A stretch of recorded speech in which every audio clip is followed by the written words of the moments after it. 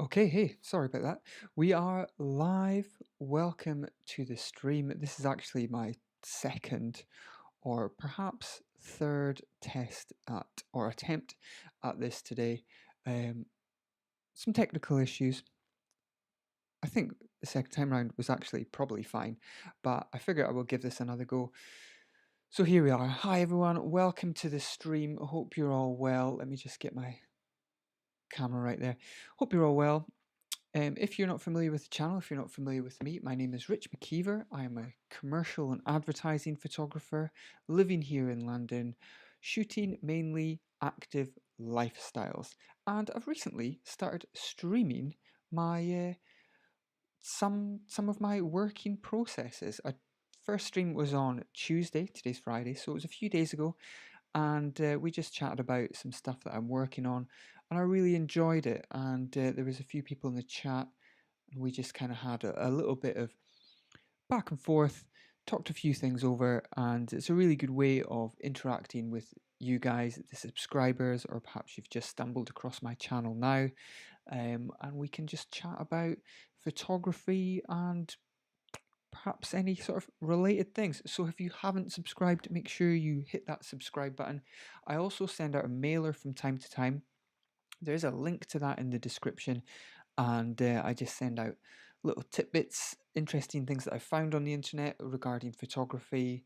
Perhaps it's other photographers that I enjoy watching, and yeah, make sure you subscribe. I also send out little notifications to anyone when I am planning on going live. So yesterday, for example, I sent out a mailer which had a notification. It had a link to a stream, which in the end didn't work. And yeah, then I've just realized that the audio wasn't great on my last stream. So let's just call that a rehearsal. And here we are. I've got a few notes here about what we're going to talk about. Like I said, feel free to fire any questions, any photography related questions or otherwise in the live chat. I'm pretty sure, let me just check that it is enabled. Yeah, we've got it here. Sometimes when I go to live chat after a live, it says live chat on this is disabled. Maybe that's because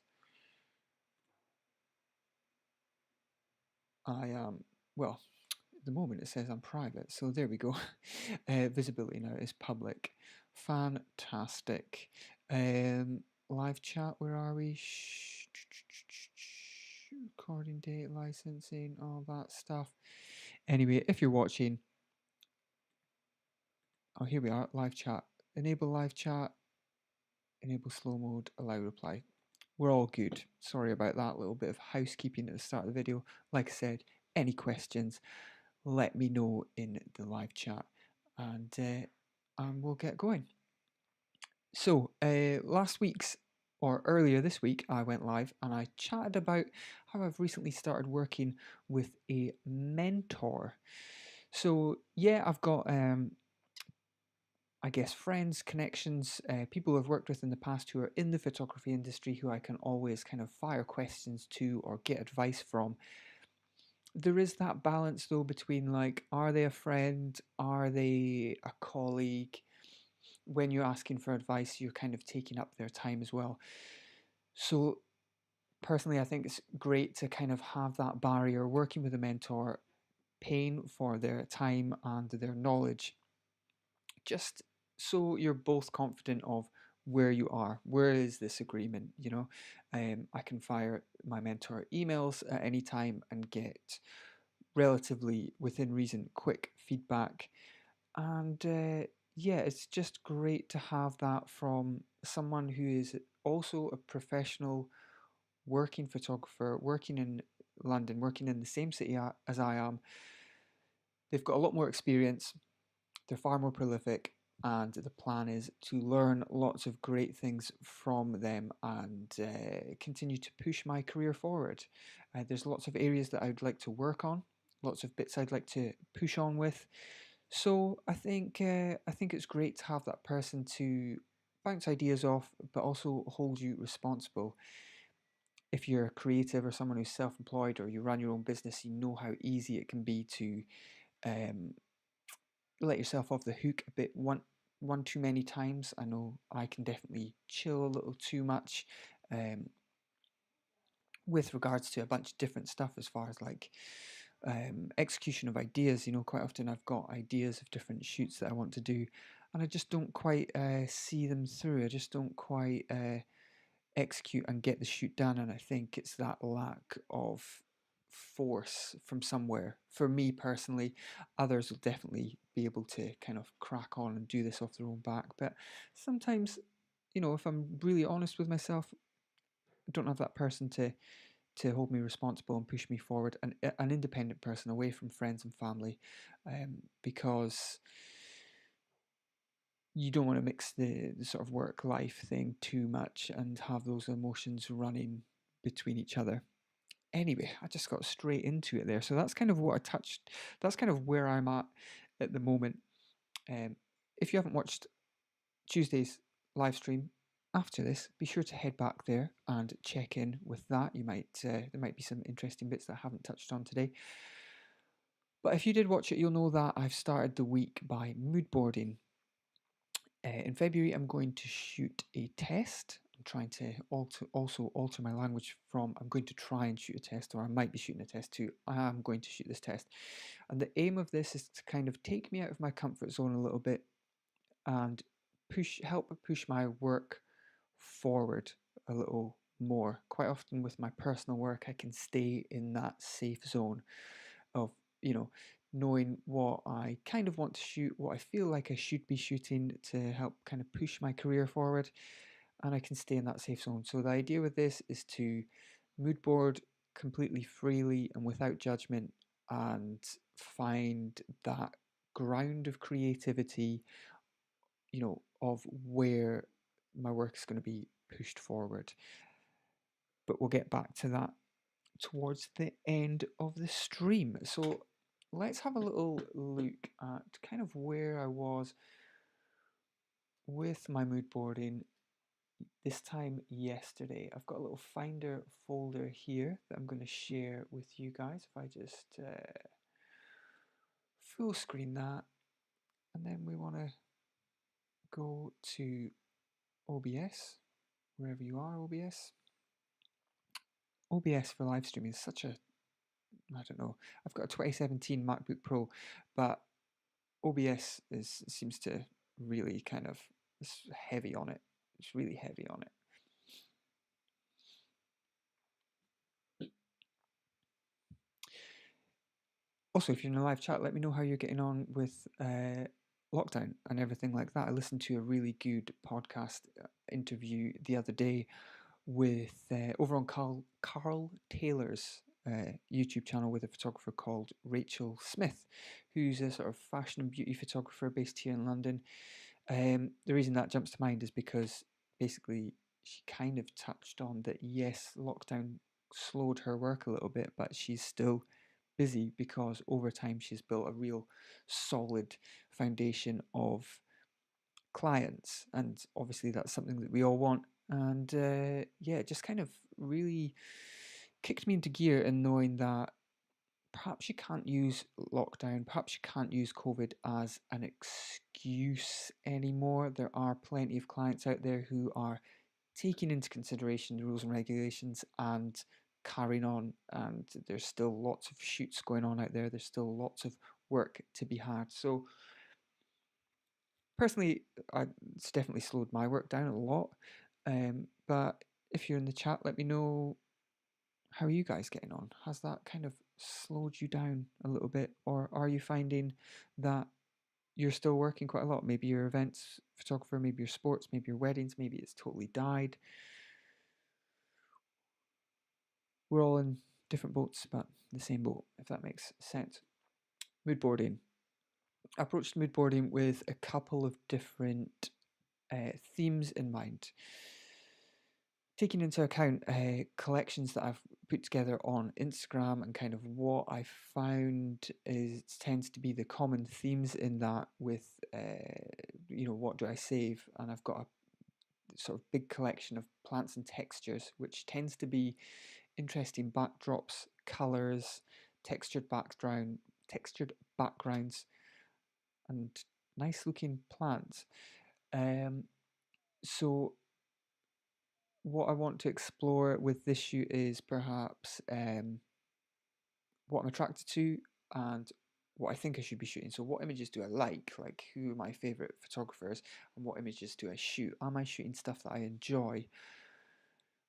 And if I kind of force myself to shoot stuff that I like looking at, is that where my strengths lie? Is that something I can develop? Is that something I can learn over time to ultimately create work that I can be satisfied with and enjoy?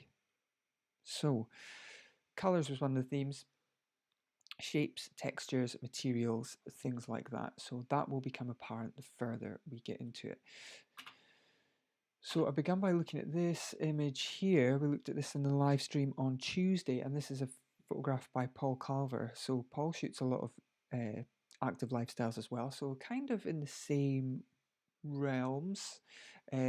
Amazing, like high quality images, but you know, I shoot kind of similar stuff, but I feel like I don't push it or perhaps put as much research and development into my test shoots uh, in comparison to the sort of level and quality that is put into these. So often I'll shoot runners or athletes, and we might just shoot daylight if we're shooting on location, and I might try a few different techniques, but that's kind of as far as it goes. You can see here, pretty sure this is Crystal Palace athletics track, and Paul has filled this large room. I think this is a 60-meter indoor track that is the background here, and he's kind of filled that with a bit of smoke. He's got a light way back in the background there as a flash. Kind of, it's not really clipping the athlete at all. By the time it reaches him, a lot of the power is lost, but it's definitely helping create that atmosphere. So he's used a mist machine. He's got a few little twinkly lights, a little bit of bokeh going on in the background there. What is this, like a little gridded light up here in the left, and you can see camera left, or on the right hand side of our model, you can see there's a hint of blue light there. So you might even just have like, just left to the camera, you might even have like a light on constant light, a little bit of blue gel, just to really add to the image, give it that extra dimension, rather than you can go into this location and just shoot daylight and it'll look fine, it'll look good. I'm sure Paul would look at, and a lot of other photographers would make it look great. But it's that level of detail, that level of planning that I'm looking to bring into my next shoot, and perhaps something that, if you're viewing this, perhaps it's something that you could consider next time you shoot. Is there something more? Do you know deep down that you could be pushing your images a little bit more? Um, I don't think there's many people that come away from a shoot totally 100% satisfied, but what can you do in the build up to that shoot that is going to get you a bit closer to that? Also part of that same project. It's not something that I'm using as more as an influence for my next shoot, but I love the way that Paul has shot this ice bath. I don't know what he's done for the lighting here. Perhaps it's just the reflections of the ice, but I love these little streams of light that are coming off. It almost looks like natural light, but surely it can't be. Just that those tones, that mood. Surely it just can't be natural light. But I'm not sure. Who knows? Colors. We went with colors. So a lot of the time, I'm attracted to these sort of earthy tones. What else can we throw in here? Maybe this one.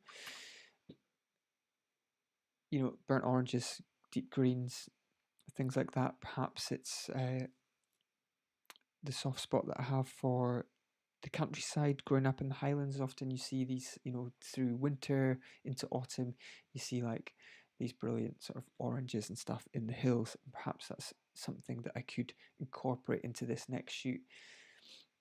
The way the light works on this material, this silk dress here, that's something that I find myself bookmarking a lot. Is that something that I can bring into my next shoot? So these are kind of like the loose ideas and images that I was saving. I just went through a ton of different websites. I scrolled on Pinterest for a while, which can be really hit and miss sometimes, but often it can be really great, especially if you get into a good flow of bookmarking stuff that you like and you build up a library. It's pretty good at recommending similar sort of high quality stuff, and I use it a lot as well for references for poses, shapes, things like that. And these are a few that I've bookmarked here. And like I said in that last one with the sort of burnt orange dress, these sort of movements of fabric is something that I tend to bookmark a lot as well, and perhaps that's something that I can bring into this next shoot. So even from just grabbing, screenshotting, pulling in a few random images, I'm starting to see different themes kind of come together. There is some consistency in there that I'm thinking, okay, well, this isn't just coincidence that I keep bookmarking these things. Let me know in the comments or the chat if that is something that you find yourself doing as well. If you use collections on Instagram, do you use Pinterest to put your mood boards together? I tend to find a mix, either sort of prior knowledge of photographers. I've got a bookmark of photography agencies. A lot of agencies, I think most of the agencies are based here in London. I kind of need to expand that to bring in like American and European photographers as well, just to broaden my horizons. But I use that, and I do use Pinterest from time to time, especially for mood boarding, and also collections on Instagram. I'll bookmark something. I've got one for sport. I've got one for plants and textures. I've got one for portraiture, and quite a lot of these I've pulled off Instagram. Just screen grabbed, hotspot to your phone, pull it into the folder. Super simple. The next sort of theme was just basically a different color, just blue. I found, looking through a lot of the images that I bookmarked, there was this sort of blue. And speaking to my mentor the other day, we were just kind of spitballing ideas, and one of the locations he said is like, oh, do you shoot it on a beach? Do you shoot it against white cliffs?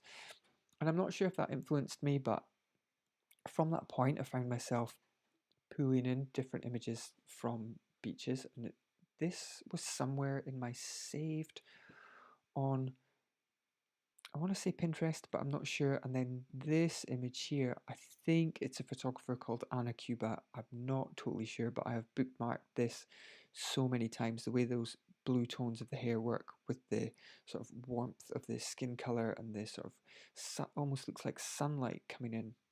Can't see any catch lights in the eye here, so maybe it's shot by a window at sunrise or sunset. I just find the tones of this work beautifully. So it's coloured hair, something that I could incorporate here. This is another image from Paul Carver. I like that he's kind of comped it together. Almost looks like cotton. Do I shoot in studio and comp something together? I've wanted to do that for a while. And then this sort of feeling, this sort of happiness, carefree feeling to these images, something that I try and incorporate into a lot of my lifestyle stuff. And maybe that's something that I could consider when perhaps casting a model. Like, what does their book look like? Are they kind of stern-faced in all of their images? Are they loose and happy and free? That sort of research is worth putting in, just so when it comes to shoot day, that you've got everything right. And you don't want to get to a shoot where you want this happy, uplifting vibe, but you've got this really stern-faced model who, that's her look, is the sort of super editorial, hard, edgy look. That's not going to work with the theme of your shoot if you're wanting to push it another way. So it's those little things that are worth considering when you're putting stuff together. Just on a little side note, I bookmarked these two images. This is a photographer, Dan Tobin Smith, shoots some fantastic still life stuff. He shot a Jay-Z album about 6 years ago. He shot the album cover. It was white and it had a red thing on it. Had a red symbol on it. Basically, he like collages massive piles of furniture or junk or whatever the theme might be. It might be music themed, and he uses perspective really cleverly. That being said, I don't have one of those images from that series to show you, but I was on his website anyway because I knew I was a fan of his work.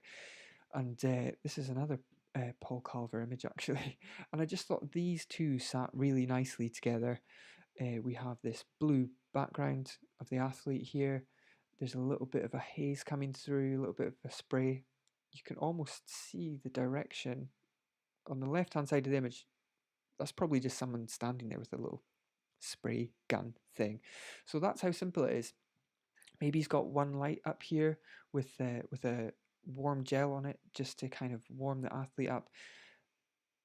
But it creates such a fantastic atmosphere. And then sitting next to this image, I thought, well, maybe you could shoot this indoors. Maybe you could mist up a room, have some light streaming through the windows, use those tones. Perhaps that's an idea that I could develop there. So that's the great thing about just pulling random images in.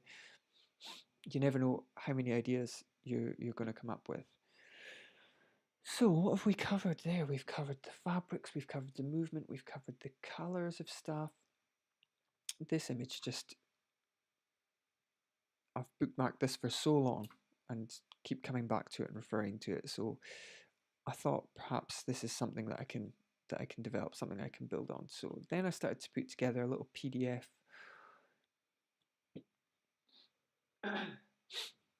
of just different ideas, just random ideas. Did a little mind map here. I haven't done a mind map in so long, but I thought, let's give it a go, let's give it a try.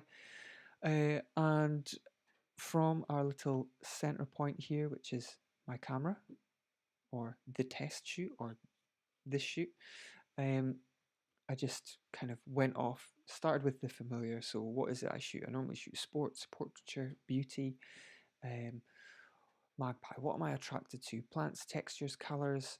What sort of colours? Earthy tones, pastels. What can I make of pastel? Well, maybe pastel is the theme. Maybe it's the feeling and this. What's the feeling and the story behind that colour? Or what is that colour bringing as far as feeling goes? Earthy tones. Why am I attracted to earthy tones? Well, like I said, maybe it's my history of growing up in Inverness in the Highlands. Maybe it's that familiarity that evokes a certain emotion in me. So perhaps that is the backdrop. Now, is that shot in studio? Is it on location? Is it on a beach? Is it a textured wall? Is it both? Could I take a little textured wall to a location and kind of play on that perspective and that depth there? And if we go back to portraiture, it doesn't always have to be sport, because I'm always questioning myself, like, does it have to be sport? Okay, not sport, active leisure. Okay, there's a movement, there's an energy to that, and that kind of goes back to what I was saying earlier about, like, one of my favorite photographers being Sam Robinson, and the sort of happiness and energy that he brings to photography, and a lot of other photographers similar to him that I kind of admire and look up to. And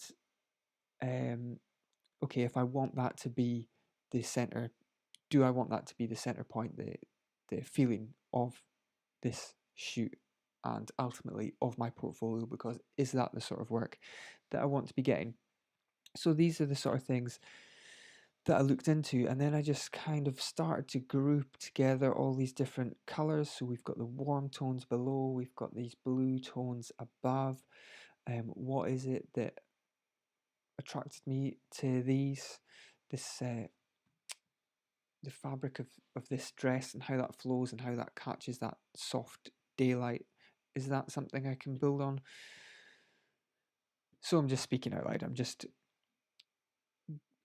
just letting my thoughts run wild. Maybe this is something that you guys do when you mood board or when you start to put together shoots. If it's not, let me know what it is you do, because I'd be interested to know loads of different techniques and everything, and perhaps bring that into my own realm and how I put together shoots. What else do we have here? This is another Dan Tobin Smith image. I'm not sure how we shot this. Maybe this is water in a tank with some dye, and he's kind of swirling it around and getting, let me just zoom in on that, getting that nice mixture there. I know a photographer called Andy Mackay. Used to be an assistant when I assisted a photographer called Ben Redgrove, who shoots, or Benedict Redgrove, shoots a lot of amazing automotive stuff. Anyway, Andy, his assistant, shoots still lifes very like this, where he would just like fill a tank full of milk and eggs, flash it and light it in a certain way where there's no reflections, and you'd get these like spectacular clouds of textures. Anyway, just little things to consider. This is totally random and away from what I would normally shoot, but perhaps I could start to try and be influenced a bit more directly like that. So this is a shot by David Clare, who actually assisted on this one, where we used sort of not a mister, but like a fog machine in the background, put lights and gels through it to kind of warm the mist up. Okay, so that's got me thinking, if I put blue and orange gels, much like the colors that I'm looking at here, through fog, how can I kind of develop that and bring that into my own shoot if I wanted to, if that's something that I want to push.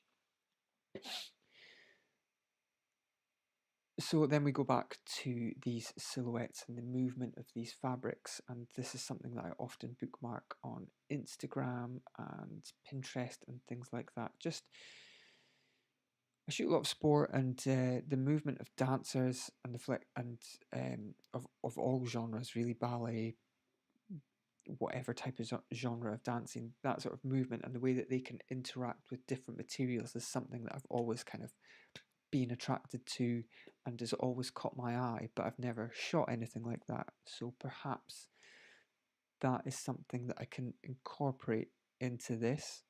And the further my development went on, the further my research went on, that maybe that's something that I will kind of, I'm starting to think strongly like, okay, I have to have that element in this shoot.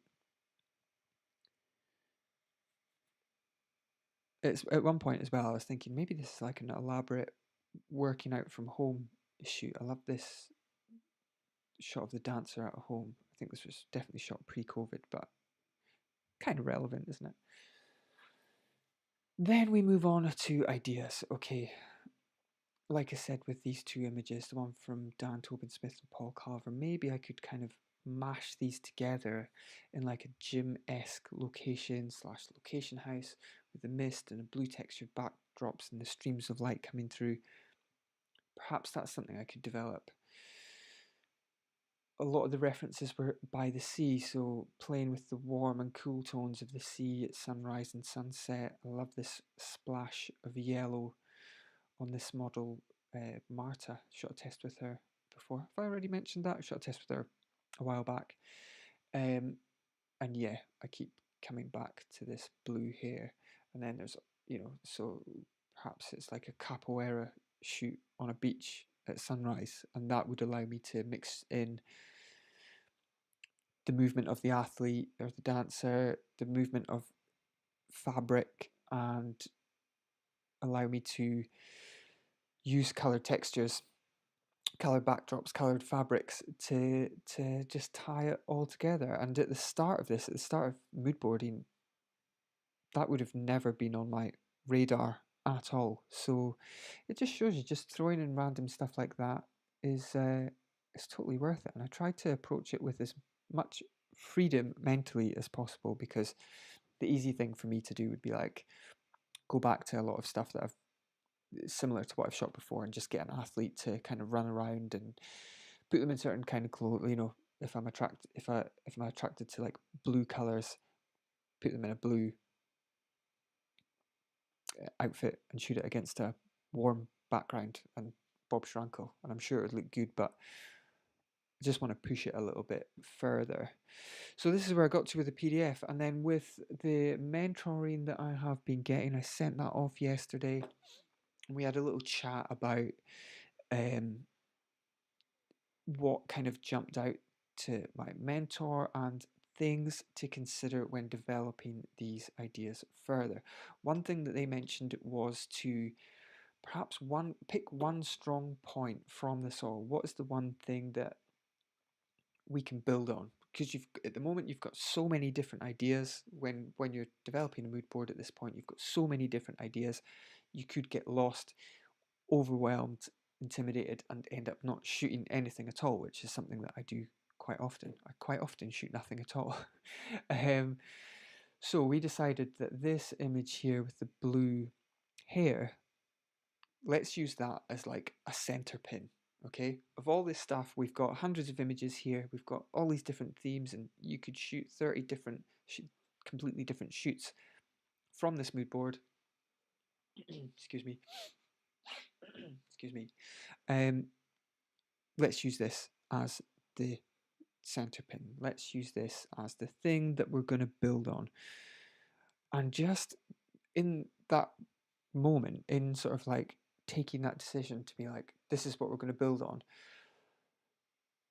it is quite a freeing feeling. It does free you up to really start to narrow down on things. So if you are someone who gets overwhelmed by having all these different ideas, and it's so easy on Pinterest or however you do your mood boards to have loads of ideas. The one thing that I've learned so far from this is just don't be scared to be like, bang, this is the thing. This is the thing we're going to run with. It's just one shoot. We'll have loads of other chances to shoot loads of other stuff, but this is the thing we're going to go with. So we're going to incorporate some of these colors into this sort of like this hair dye, and even just saying it kind of is like uncomfortable in the unfamiliar, because I would never kind of push my images in that way, but I know that that is potential to be creative, create something different, push my work out there a bit more, create something that's going to be eye-catching, and ultimately, hopefully, get me more clients. There was something that was mentioned in the email yesterday, was concentrate on what you want to shoot and what is different. That is where the creativity lies. What is different, what you want to shoot, somewhere in the middle. That's where you're going to be your most creative within safety. Safety is not the right word, because safety sounds too safe, but if you go too far away from what you want to shoot, you might get a little bit lost and end up shooting something that feels completely uncomfortable. Alas, here we are. We're going to focus on this blue hair. So where am I going to go with this? Okay, so you've got your mood board together, you've focused on this one thing. Where do you take it next? So for me, I'm going to look at a few different photographers who, sorry, I keep bumping the microphone. I'm going to look at a few different photographers who I think have kind of shot similar things, where they have lots of flowing fabric. If I just go here, I could go to, say, Jacob Sutton, who's a great photographer. Let's go to his website. A bit nasally today. So his website's quite heavy. It's got a lot of videos on it. So combined with my OBS jumpy streaming, I hope you can all see this, and I hope it's all good. But I know, I haven't seen much of his new stuff actually, but I know in the past he's shot a lot of stuff that focuses on movement and different materials. Even this one here, you can get a feeling for that. And what I love about, what resonates with me is that he treads that line of, it's not sports, kind of fashion, but there's lots of movement incorporated into it, and that is really something that I would like to push a little bit further in my work.